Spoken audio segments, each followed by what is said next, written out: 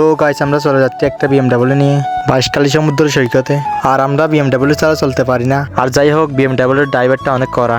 গ্রামের জনপ্রিয় গাড়ি নিয়ে চলে যাচ্ছি আমরা এখন চলে আসলাম চনকলা আসার পর দেখতেছি লেচু গাছে লেচু নাই, না হলে আমাদের চোখ যেখানে যাবে সেখানে শেষ হয়ে যাবে। তো আর যাই হোক আপনারাই আমাদের সাথে উপভোগ করেন পাহাড়ি এলাকাগুলো।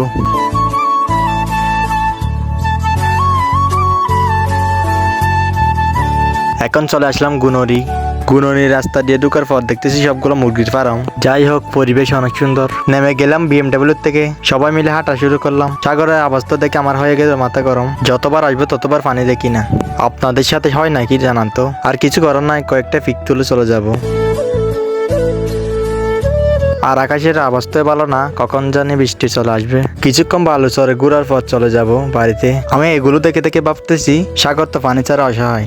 আমরা এখানে যতক্ষণ ছিলাম ততক্ষণ বৃষ্টি দেয়নি, আলহামদুলিল্লাহ। হয়ে যাচ্ছে অন্ধকার। পর দেখা হবে নেক্সট ব্লকে। সবাই ভালো থাকবেন, সুস্থ থাকবেন, আল্লাহ হাফেজ।